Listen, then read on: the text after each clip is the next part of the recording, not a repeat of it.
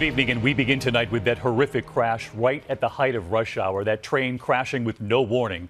Passengers say it didn't even slow down. It happened at the Hoboken station in New Jersey, right across the Hudson River here in New York City. The chaos after the crash, dazed passengers making their way out, walking away from the wreckage. Train workers leading them through wires and fallen beams. First responders rushing to the scene. More than 100 people were injured, at least one person dead. ABC's Gio Benitez is on the scene in Hoboken. Tonight, that rush hour horror. These are the terrifying first images of the mangled mess inside the train station. The packed commuter train speeding through the barriers and crashing into the station. Debris and wires everywhere. Passengers stunned. 7:23 this morning, train number 1614 carrying 250 passengers leaving Spring Valley, New York. 3 cars, 1 engine in the back. 8:05 a.m. surveillance video of the train shows it heading south toward the Hoboken station, where thousands of New York City commuters pass through every morning. As it approached the busy station at about 8:45 a.m., the train never slowed down. We approaching the station, so everybody's thinking the train is going to slow down, and just collided. The emergency calls began pouring in.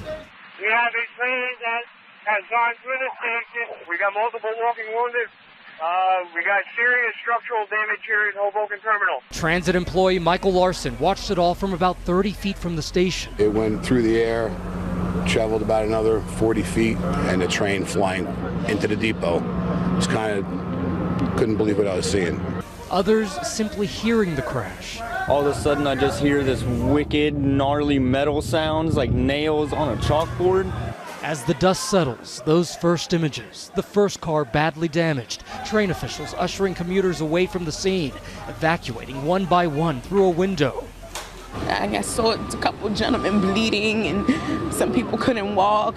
The conductor himself, he had blood all over his face and his clothing.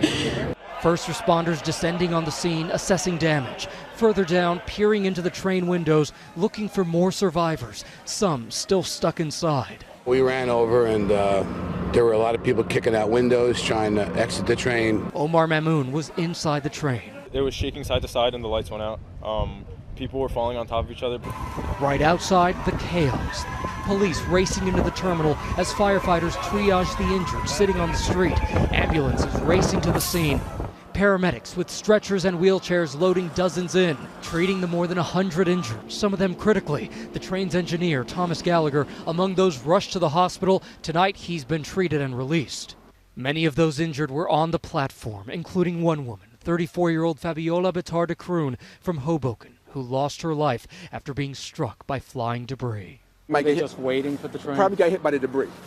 That's probably what happened, because there was debris. I'm talking about iron metal all over the place. You just heard kaboom, and everything just went down. Your body just shook. I swear, it sounded like a bomb.